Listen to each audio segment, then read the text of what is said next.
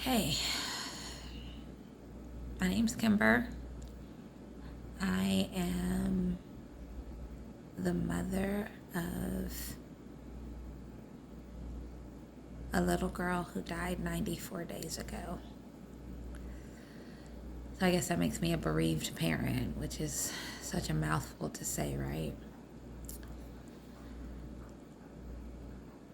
This is my channel, Morning May. That was my daughter's name. And it's mostly to talk about trying to navigate this labyrinth of grief, which I have no idea what I'm doing. So I am an expert on none of this. I'm learning as I go. And I'm talking today because this is my diary to myself, my tribute to my little girl. And maybe I can help someone along the way. I guess today what I'll talk about will be kind of like the things that helped me in the beginning. Because the beginning is crazy. It's really tough. At least it was for me. I'm 94 days in and it's still really fucking tough. I hate it. Like, full stop. But I was very privileged.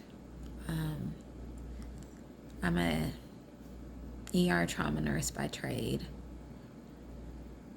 My daughter died in my ER, surrounded by doctors and nurses I would have trusted with my life, and I in no way have any nefarious things to say about them.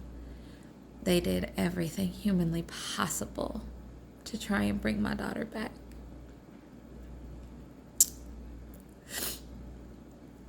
I used to say when I believed in a God that God answers all prayers.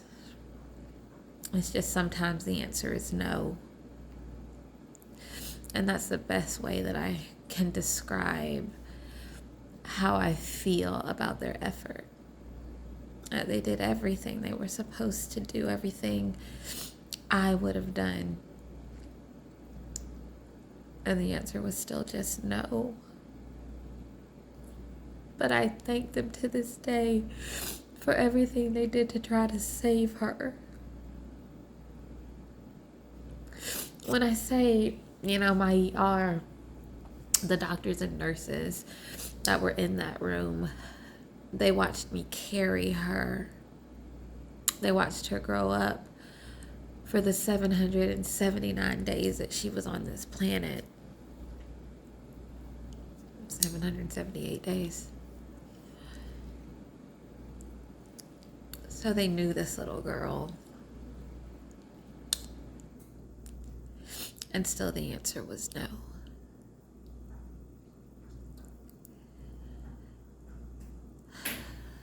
So the early days. It sounds callous, but in the beginning, there was a requirement to focus on her funeral arrangements. And at first, it felt like such an inconvenience because all I wanted to do was lay on the couch and sleep and cry and generally not sleep, because sleep becomes a bandit. It becomes this elusive Usain Bolt that can just outrun you no matter how many hours you stay up or how far I walked or anything. It just ran away from me. And I'm not a person to take a lot of meds or anything, so we tried melatonin and Benadryl, which is pretty much what ZzzQuil is. And it would make me so groggy, and I hated the grogginess. And yeah, maybe I could sleep, but it took away everything. I would be too groggy to remember. And while it hurt in the most soul crushing way, my immediate fear was that I'm going to forget something. I'm going to forget something about her. So I couldn't risk taking the sleeping pill if it meant that I might lose a memory. So that lasted 3 days. But trying to figure out the funeral arrangements were it was a good distraction that I didn't know I needed. But you kind of need it. Because if you don't have it, then the full weight of that bomb threatens to steal any hope you have of survival. So that was the first thing. Distraction is actually important. It provides this buffer that you didn't know you needed. And that buffer gets you into the next moment. I tried to be, I'm a nurse, right? What we do is we plan. We have 14 contingency plans because it's never going to go as planned. And so I was like, okay, I'm going to feel sad. And as a nurse, as a healthcare professional, of course, you learn all of the 5 stages of grief. What they don't tell you is that the 5 stages of grief were written for people that were trying to contend with their own mortality. People that have been diagnosed with terminal illnesses like cancer. And they were trying to navigate and reconcile the fact that they could very well die. They were likely to die, right? So it doesn't, or at least I didn't find that it worked as well as the grieving parent. That whole bargaining thing, you skip right past it because she died so suddenly. There wasn't a bargaining. I didn't have a moment where I thought, oh, well, if I give this, then she'll live. I didn't have a moment to say, well, take me instead. And since I don't believe in a God, who would I say that to anyway?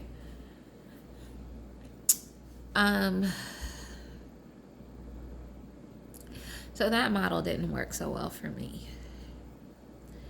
What they don't tell you, or what it doesn't say, is that there's a lot more in grief than 5 stages. There's a lot more than just anger and bargaining and depression and blah, blah, blah, blah, blah that ends at acceptance. I accepted that she was dead. I called the code. And you don't even want to get into what a mindfuck that is. To realize that your daughter is dead and you were the one that say, okay, stop it. She's been through enough.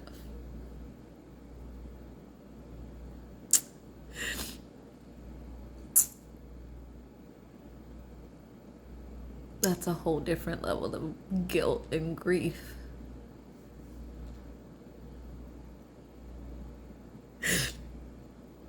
The flip side of that is being that I am so grateful that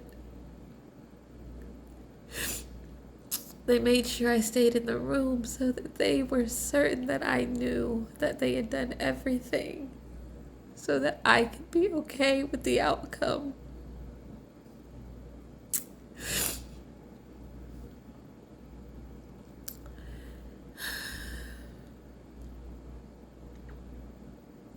So it's a weird place to be. But I'm rambling. So past that, back to other things in the beginning, right? So the first thing is to realize that the whole grief model, when you're dealing with the loss of a child, it's not totally accurate. It's not accurate at all. Like, you run a gamut of emotions. There's the disbelief. Yeah, there's anger and there's rage. They don't tell you about the guilt of surviving. That's not in the model.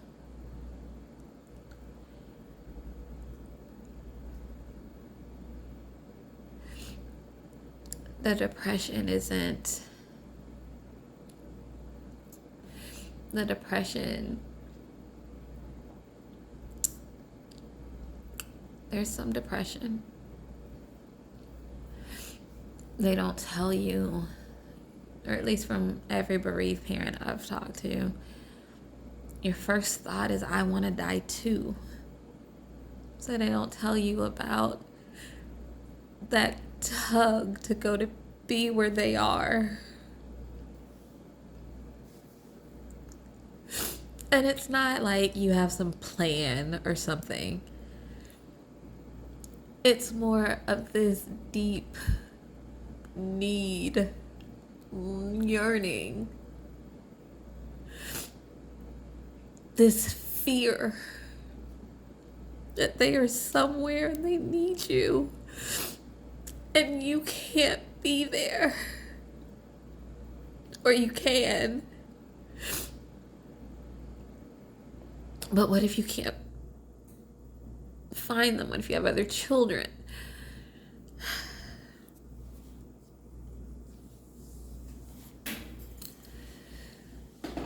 So the guilt, the truth of it is, there aren't 5 stages. There's this big, long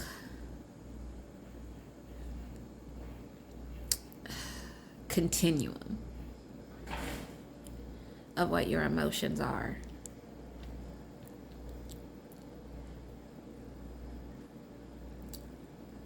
Here's the other thing I had to learn. It's not a checklist. For someone like me who lives on checklists and to-do lists and whatever, I thought grief would be like, okay, I go through this stage and I go to this stage and I go to this stage and then I'm done. You know, and that's how it would be. That is not how it will be. There is no checklist. You can't, it's not a nice, tidy box. You can't pre-plan it. The triggers are going to be unexpected. And yeah, so that's the truth. So what would I say? I would say that a non-judgmental, open-minded support system is important. I would say that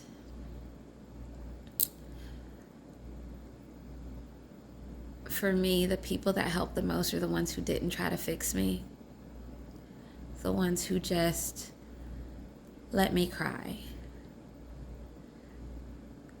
That didn't get uncomfortable by the tears. That would just sit there. Sometimes just quietly. Sometimes they cry with me. And we could just sit in the horror of it all. The unfairness, the emptiness, the vacuum, the quiet that her loss created. But they didn't try to fix me. They didn't offer me platitudes about a plan and how she was in this much better place, because what does that even mean? That I was such a shit mom that she had to escape me through death? So they didn't try to do any of that. So I found those people to be the most helpful. And so if you have those people, those are the ones you should hang out with, especially in the early days. And the ones who are telling you all about how happy they are in heaven and all that stuff, they don't mean anything by it. The truth is, our society is really terrible at dealing with grief. We avoid it and don't talk about it and just think that if we keep moving forward, it'll grow away. It won't. You can try to run from it, but grief is real patient and it'll wait for you because you'll have to deal with it. There's no safe passage. The only way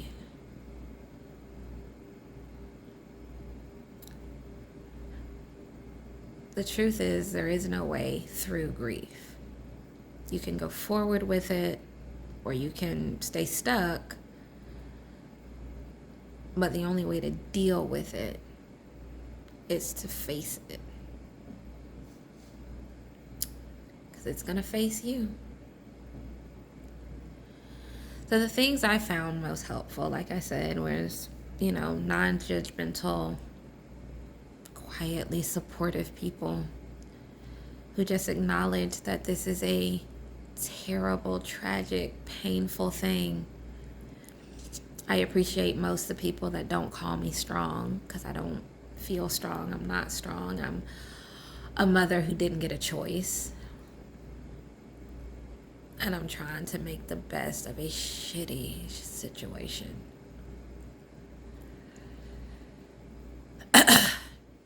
So if I had to say, I'll say books first. Let's go with books. So the first thing is the support system, right?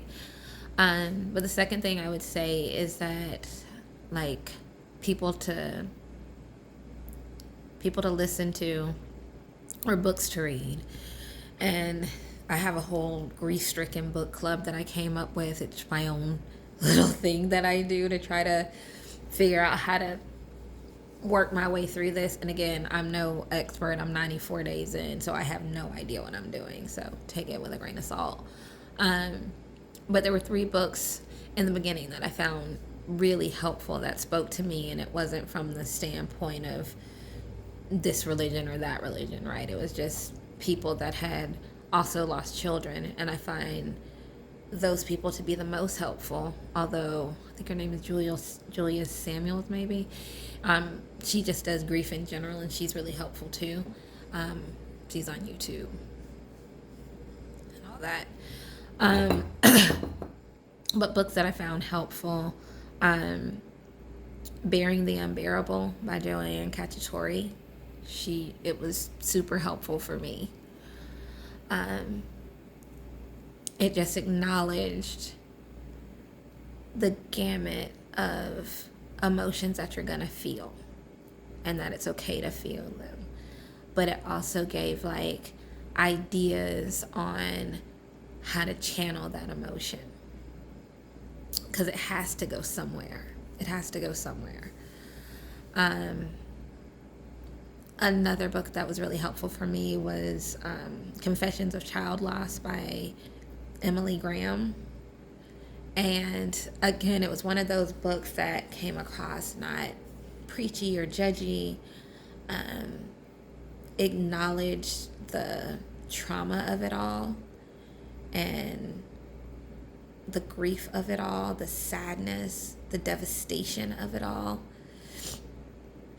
but then offered some insights about kind of how to reframe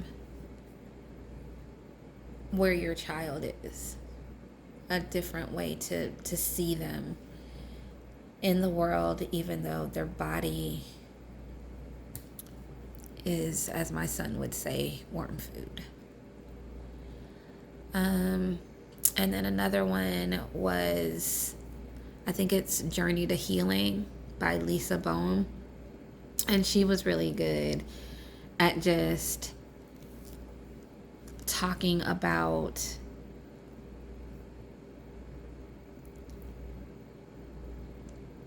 ways to cultivate or maintain like relationships with the people around you. So like one thing she talked about was like how to maintain your relationship with your any current surviving children, right?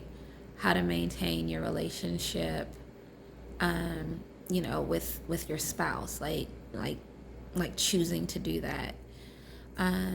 But one of the most important things that I got from that book was how to learn to cultivate a relationship with your child who died. Because you're never not going to have a relationship with them, right? But it has to change because you're never going to be able to talk to them in this world again. So one of the passages I remember in the book, she talks about how part of her morning ritual was to, and her daughter was cremated, but she talked about how she would, have her daughter's urn there, and she would have coffee with her daughter, and she would just talk to her daughter, and talk to her in the urn, and so that was helpful. And then I read I listened to a podcast, and I think it was from, what's her name?